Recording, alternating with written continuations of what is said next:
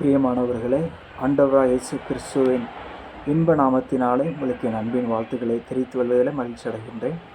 ஆண்டவர் உங்களை ஆசீர்வதிப்பாராக.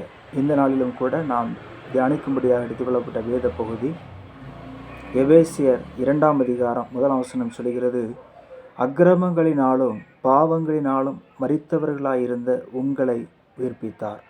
நம்முடைய வாழ்க்கையிலே எப்பொழுது நாம் கர்த்தரை அறியாமல் இருக்கிறோமோ, ஒருவேளை நாம் இயேசுவை விட்டு தூரமாய் நாம் காணப்படலாம். பாவத்தின் நிமித்தமாக ஆண்டவருடைய சமூகத்தை நாம் நோக்காமல் இருக்கலாம். அந்த வேளையிலே பிசாசனவன் என்ன செய்கிறான்? நம்மை ஆளுகை செய்கிறான். ஒரே ஒரு பாவம் நம்மையும் கர்த்தரையும் விட்டு பிரிக்கிறது, நம்மையும் ஆண்டவரையும் விட்டு தூரப்படுத்துகிறது. அவனுடைய வாழ்க்கையில பிசாசனவனுடைய நோக்கம் என்ன?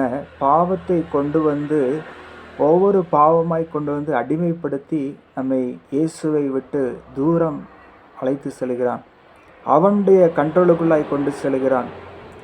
அதே நேரத்தில் அப்படிப்பட்ட நம்முடைய வாழ்க்கையில அக்கிரமங்களினாலும் பாவங்களினாலும் மரித்து போன நம்மை ஆண்டவர் உயிர்ப்பித்தார் என்று சொல்லப்பட்டிருக்கிறது. இன்றைக்கு நம்முடைய வாழ்க்கையில நாம் உயிர்ப்பிக்கப்பட வேண்டும். மறுபடியுமாய் நாம் இயேசுவை உள்ளத்திலே சொந்த இரட்சகராய் நாம் ஏற்றுக்கொண்டு கர்த்தருக்கு நாம் உம்முடைய பிள்ளைகளாய் என்னை மாற்றும் என்று சொல்லி ஆண்டவரத்தில் கேட்கும் பொழுது ஆண்டவர் நம்மை உயிர்ப்பிக்கின்றார். ஆண்டவர் நம்மை உயிர்ப்பிக்கிற தேவன். அதே அதிகாரத்தில் 13ஆம் வசனம் சொல்கிறது, முன்னே தூரமாயிருந்த நீங்கள் இப்பொழுது கிறிஸ்து இயேசுவுக்குள் கிறிஸ்துவின் இரத்தத்தினாலே சமீபமானீர்கள். இங்கே சொல்லப்பட்டிருக்கிற பாருங்கள், தூரமாயிருந்த நம்முடைய வாழ்க்கையிலே கிறிஸ்து இயேசுக்களாக அவருடைய இரத்தத்தினாலே நாம் சமீபமாகிறோம். ஆகவே இந்த உலகத்தில் எந்த பாவம் செய்தாலும் சரி, ஆண்டவர் அவர் பட்சத்தில் நாம் வரும் பொழுது, நெருங்கும் பொழுது ஆண்டவர் என்ன செய்கிறாரா?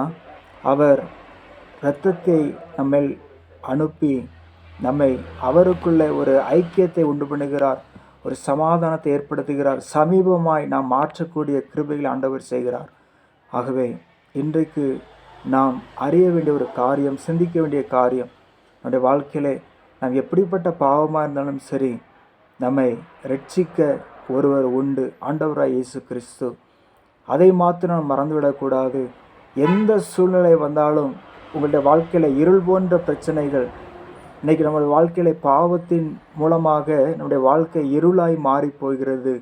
கர்த்தரை விட்டு நாம் பின்வாங்கும் பொழுது நம்முடைய வாழ்க்கை இருளாய் மாறிவிடுகிறது. ஆகவே இதிலிருந்து நாம் விடுதலை பெற வேண்டும் என்று சொன்னால் இயேசுதான் நமக்கு வழி. அவர்தான் நம்முடைய வாழ்க்கையில அற்புதங்களை செய்ய முடியும். ஆகவே அவரை நோக்கி பாருங்கள். கர்த்தனுடைய வாழ்க்கையில நித்தியமாக அவர் நமக்கு உதவி செய்வாராக. ஆமேன், ஆமேன்.